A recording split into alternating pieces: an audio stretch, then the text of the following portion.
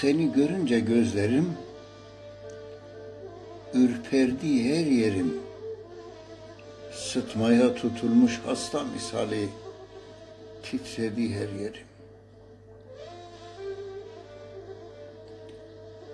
Gök gürledi sanki, şimşekler çaktı yüreğimde. Birden kendimi kaybediverdim, güneşsiz, aysız kaldım karanlıkta. Nereye baktıysam sen, bilmem sana nasıl anlatabilsem.